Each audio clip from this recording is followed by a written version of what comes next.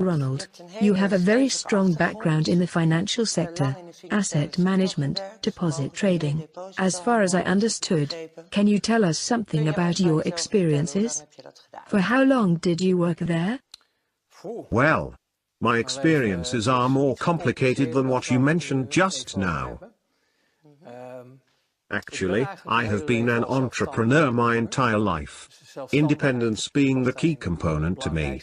I have once tried being an employee, but that didn't work out. Being an entrepreneur, I have seen many sectors, amongst which I have experienced the financial world. All my other companies as an entrepreneur, like my own fashion line for ladies, car dealership and also import-export, had me involved to such an extent with building up my own fortune. It inherently guided me into the world of finance. Working in import-export, you encounter different currencies and you have to go to the exchange to trade through brokers. And one of the brokers said at some point, "Ronald, I've been looking at your life for a long time and you are always busy. You earn money, we know, but what is your goal?"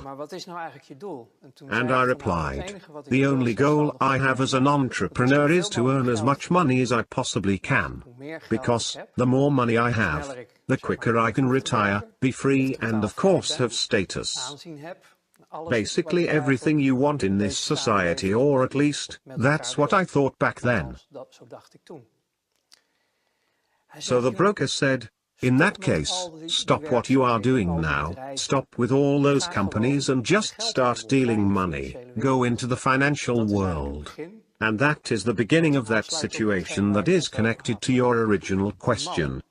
The broker had a place in the exchange market and he dealt in currencies, deposits, so trading in assets to make money out of differences in interest rates, and that involved the aforementioned asset management.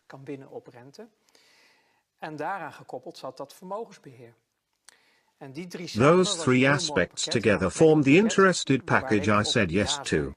He said, "All right, you can take my place here, I'll train you, introduce you into the network, but in exchange I want 10% of your annual earnings."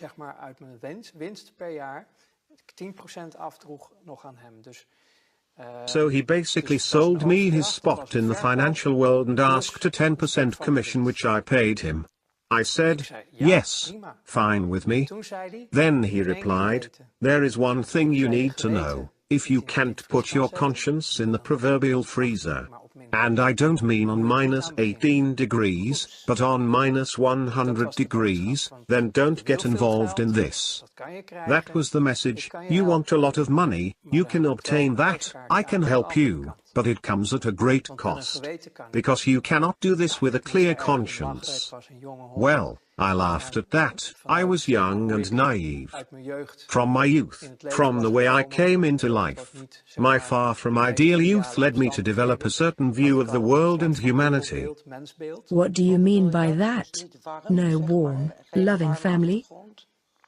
My mother always did the best she could to make us feel loved. But she was hampered by that due to the behavior of my father, who caused us to feel more like we lived in a war zone with each other.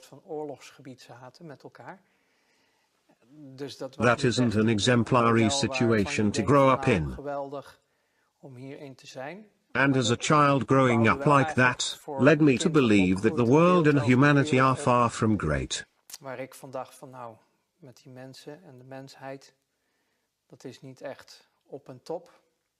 So putting your conscience in the freezer was fitting in as a starting point? I was partially already used to doing that out of self-preservation. So to put my conscience in the freezer was not an impossible task to me. So it became a survival mechanism to you? Yes, yes. And my view of humanity and the world around me wasn't exactly positive either. I only thought of myself, that the way I grew up to be out of self-preservation, and I got into that deal. which meant that slowly I built up a customer base. And as I improved my skills within the network, I got deeper into the financial world.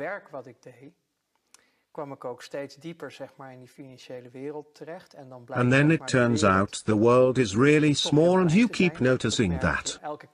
Even when I was still working in import-export, dealing in grain and such, you notice it is just a small circle.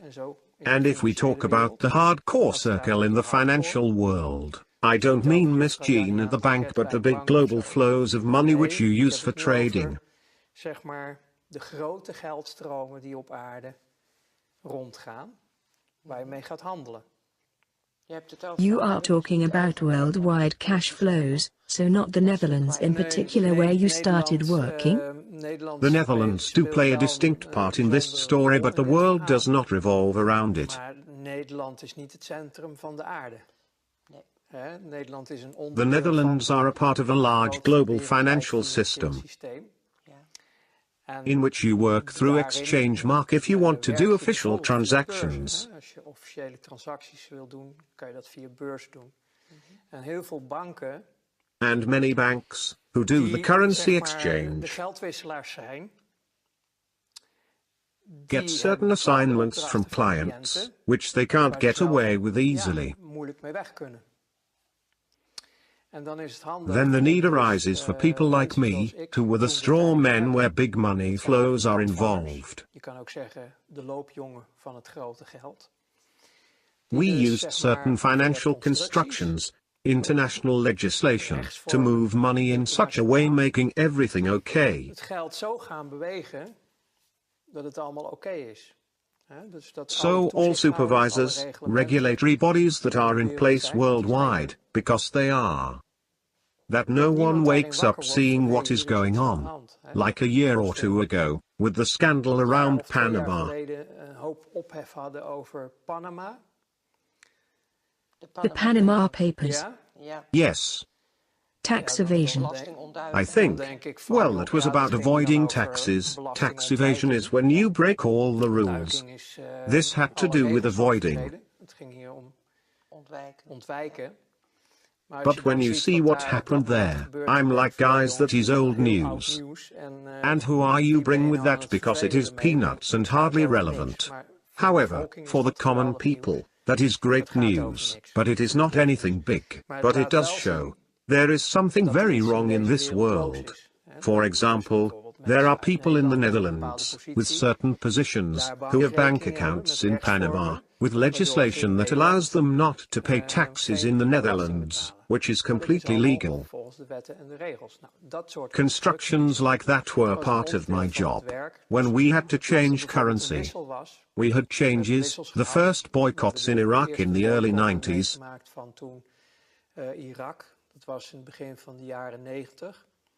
When there was a boycott in Iraq because of the war that started there. And we were confronted with what we called Iraqi dollar. Iraqi dollars, which were actually American dollars. The American dollar has a direct relation to the oil prices, which made it a world trading currency backed up by oil.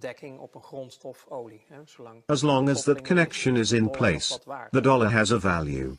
Officially, the Iraqi people weren't allowed to sell their oil due to the boycott. In theory, that is, because never before there was such a big business in oil.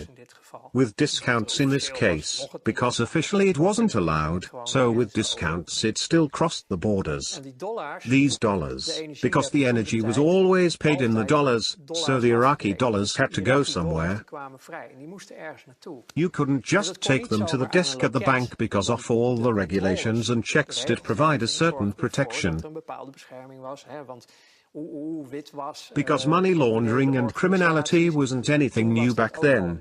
Now we call it terrorism. But that was then also the case. So, then you need people to take the heat. As straw men, you got invited to a bank, for example, in Germany's, with basements full of trucks filled with money. And then you think, sure. trucks, transports. A busy company. Come with me. Then they show you they are all filled to maximum capacity with dollars. And they tell you we need to get rid of all this cash. So change them pounds, German marks, this, that, in such way, and it needs to go there and there. Are we now talking about money laundering? Well, processing cash. Processing cash in such a way that we can legally reintroduce it into the money circuit. So that was your task? That was an assignment my colleagues and I got. You are never alone on an assignment, because you cannot do this on your own. It is not possible. We all know Scrooge McDuck scooping money with his shovel. Well, we literally had to do that over there. It was impossible to process all at once. So, then you need to find a way. Cash used to be the predominant way of paying, where nowadays most is digital. But you tried to find a way to process the cash. How do you reintroduce the cash into the circuit so Iraq can deal in its oil without being hampered? Because they are the ones that own the money. Iraq doesn't want. Look, you mentioned money laundering, but what it was about the boycott, Iraq had to stick to the rules, and buy, everything you want to know about the world. You can know by following the money. That is the bottom line. Everyone can say blah, blah, blah, but make sure you follow the money, then you'll find the truth. Same thing goes for that situation. So the only thing Iraq and their buying partners wanted was to remain free of any accusations. Because the partners who bought it were the ones placing the boycott in the first place, but they are actually all friends on the same side. Everybody thinks there are opposites like good and bad guys in the world. But on the higher levels, it is just a game and they are all working together. However, they do have to stick to the rules and regulations they themselves have created to keep the rest of society suppressed and make sure that it will not be too crowded at the top. So you have to play by your own rules. So what is going on there is to make sure that nobody can trace you, apart from the elite themselves. Nobody in lower ranks can find out what really happened. Compartmentalized, that's how we call it. Yes. Everyone knows only his own little piece. Only the elite knows what is happening. Yes, but because we were doing the dirty work, we had to know a lot. Because we couldn't afford to make any mistakes. How high in the pyramid did you get? Were you close to the top of the pyramid? Well, we were communicating with them. My ego would have loved it when I got to this position of belonging to the top itself. Nowadays we still talk about 8,000 to 8,500 people in the world who run the entire world. It would have been amazing to get into such a position back then. All right, but if we say the top knows 100%, can you estimate how much you knew and understood of what happened? In my work, I had to know 100% of what was going on. There was no other way, because of the interests of the people involved were huge. Especially for the top. If I wouldn't know all the details, I would end up making mistakes. Which would cause a spin-off, because those mistakes would be detected. Then the people that don't know anything about it would interfere. We are talking about having nerves of steel to function at this level. So did you have nerves of steel? Yes, it worked just fine. The freezer worked very well for you. Yes, I played at the highest level for about 5 years. And then it was totally over, out and done with. That was a very intense moment for me. That happened suddenly? Well, no, the thing is, I gave a small example of what was involved.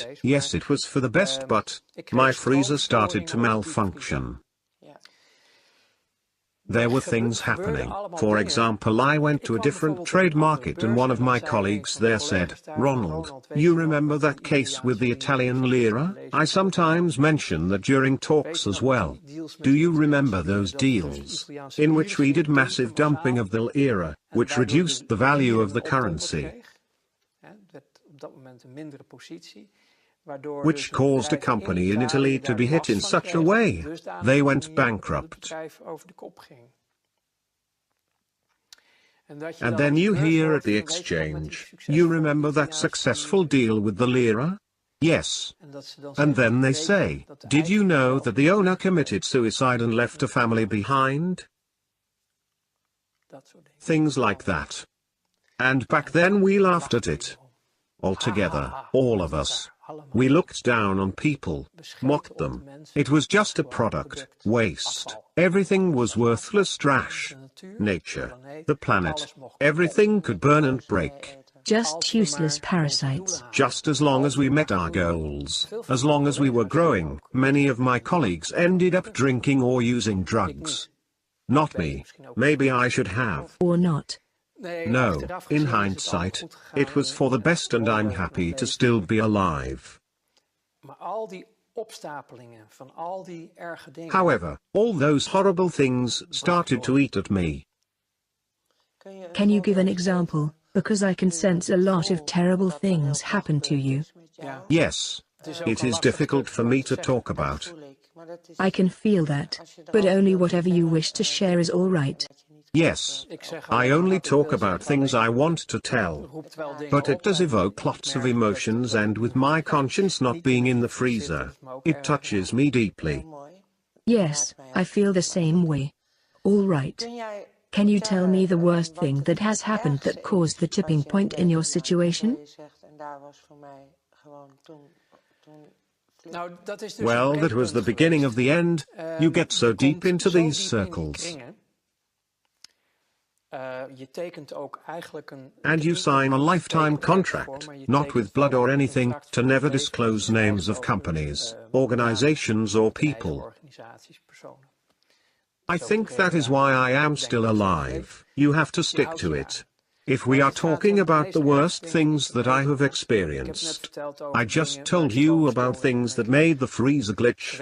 My conscience started to show itself. Let's put it this way. I was training to become a psychopath and I failed. I did not complete the training and didn't become a psychopath. My conscience came back, and the most difficult part for me was, because I had such a great status there, I was a success. I was trusted with the people playing at this level. Mensen in deze wereld die dus op dat niveau speelden.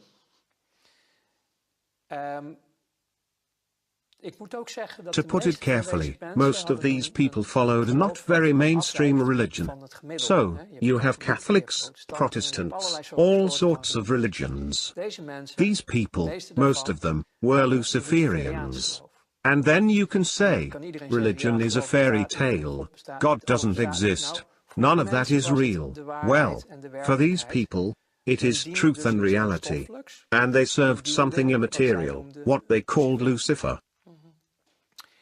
And I also was in contact with those circles, only I laughed at it because to me they were just clients.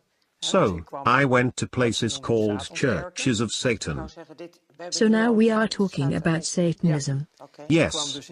So, I visited these churches, just as a visitor dropped by. And then they were doing their holy mass with naked women and liquor and stuff. And it just amused me. I didn't believe in any of this stuff, and was far from convinced if any of this was real. It was just a spectacle to you. Yes. In my opinion, the darkness and evil is within the people themselves. I didn't make the connection yet. So I was a guest in those circles, and it amused me greatly to see all those named women and the other things.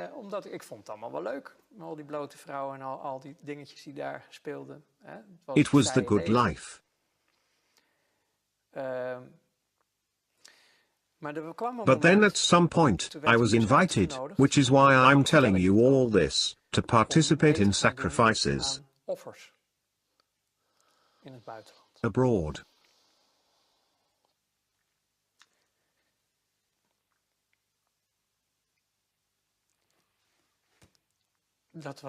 That was the breaking point.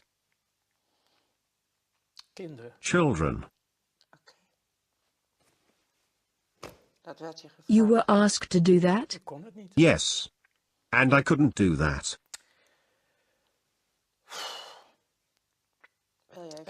Would you like to stop for a moment, by the way? No. And then I started to slowly break down. I lived through quite a lot as a child myself, and this really touched me deeply. Everything changed. But that is the world I found myself in. And then I started to refuse assignments within my job. I could no longer do it, which made me a threat. I was no longer capable of functioning optimally. My performance started to shake and I had refused tasks. I had not participated. The purpose of the whole thing, eventually, in that world, is that they have everybody in their pocket. You need to be susceptible to blackmail. And blackmailing me proved to be very hard if I look back on it. They wanted to do that through those children. And that broke me. Is that, you are not telling me something new, what they also do in politics? If you Google this, you'll find enough worldwide witness accounts to know this isn't a Walt Disney fairy tale. Unfortunately, the truth is that worldwide they have been doing this for thousands of years. I once studied theology, and even in the Bible you find references to these practices with Israelites. The reason the first 10 tribes were banished to Babylonia was because of these rituals with children,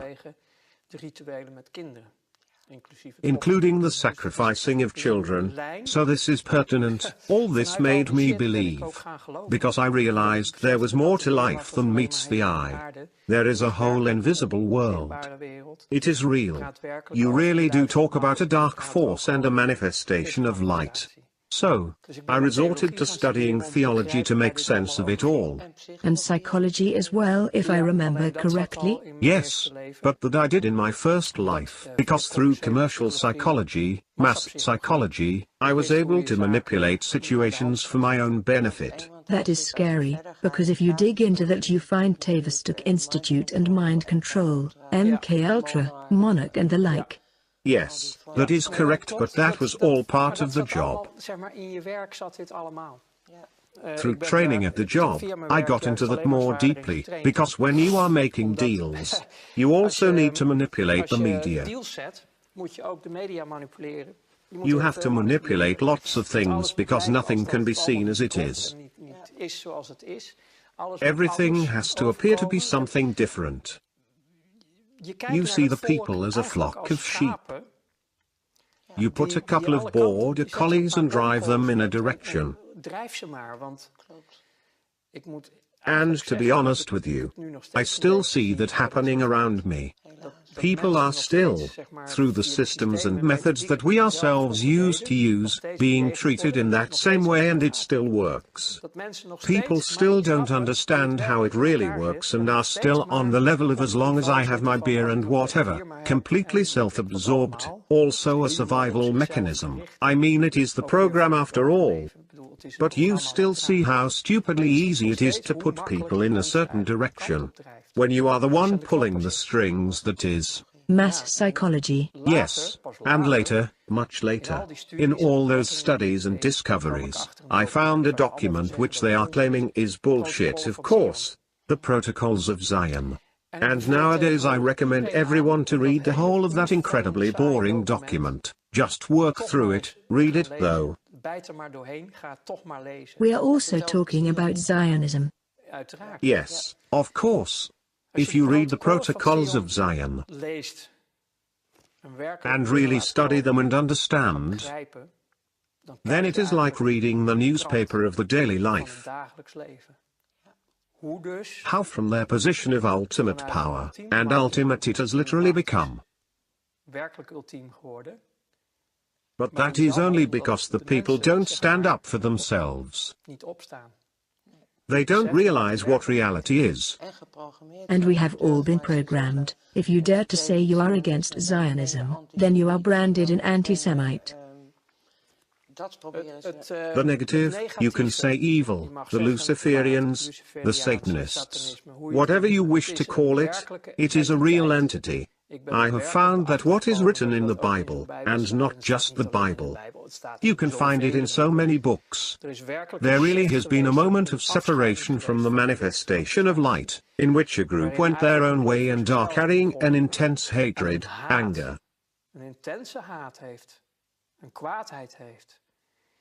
The people who do not underestimate the severity of this are but few.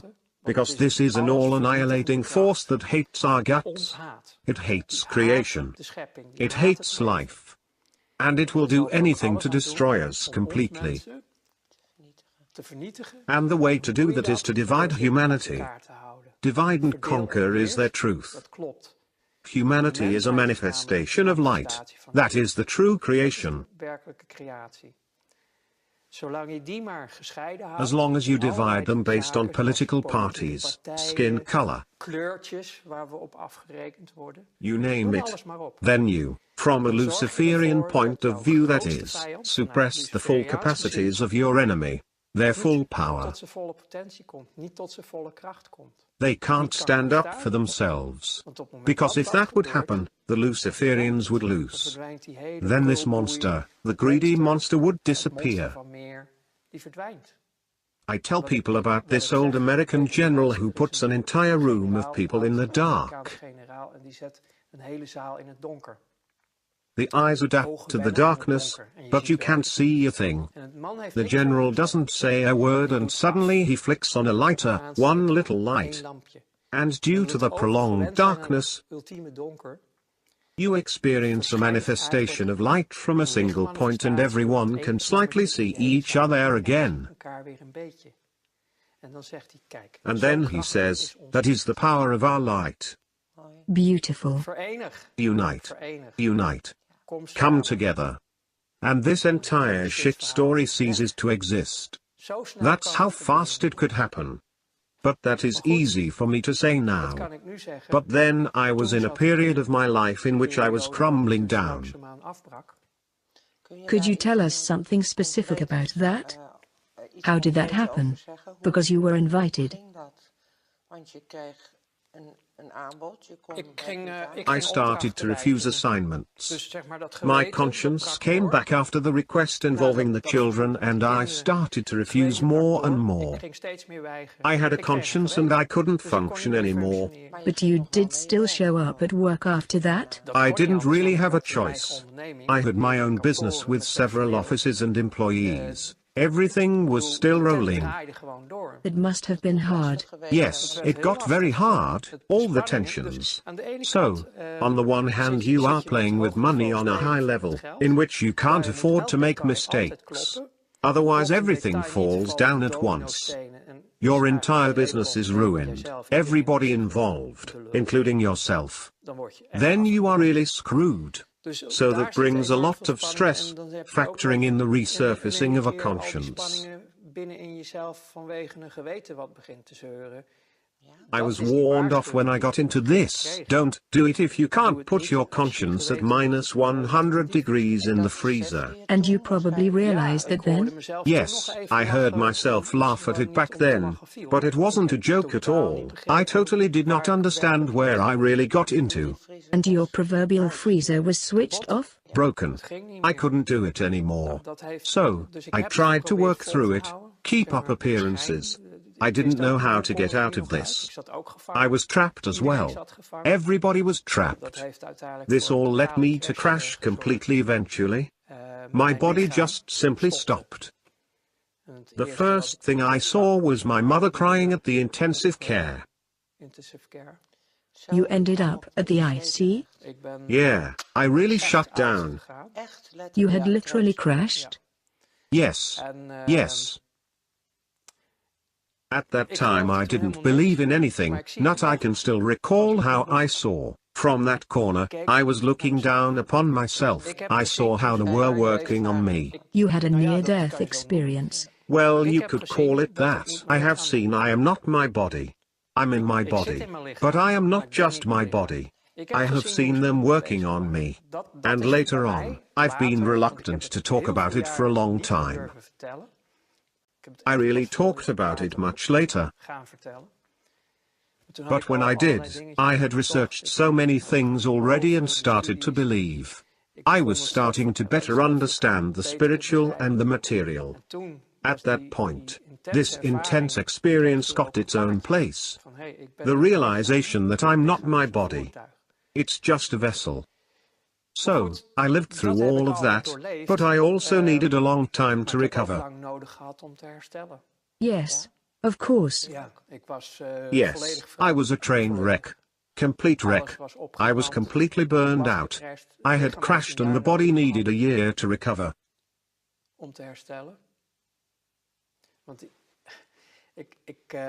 Because I don't really want to get into it now, but in those circles, I got tortured physically during my exit time. This was in order to make sure I would never break the contract of secrecy. So, I was taken for a certain amount of time. I was treated. All those factors together just increased the stress I was experiencing. Literally running full speed towards my own end. Do you mean abductions, as well call it, or programming? No, they exposed me to certain types of torture. That makes sure you'll never damage anyone in that world.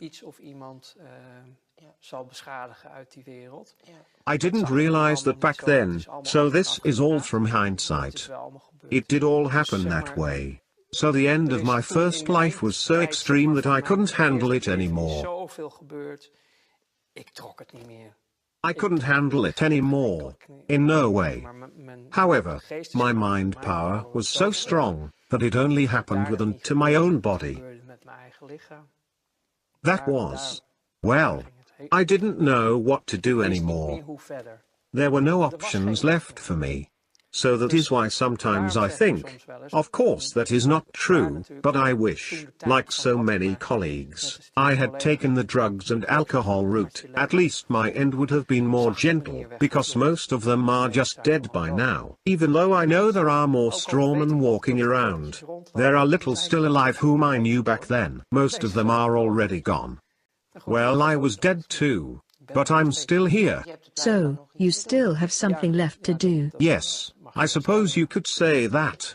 But that is, I can't say in short, since I don't know how long we have been talking, the world that I found myself in. If you have any specific questions, then I can answer them, but I had hoped to be more concise, but I just don't know how. Well, you have my gratitude for all you have shared. To me, it is still a very big deal.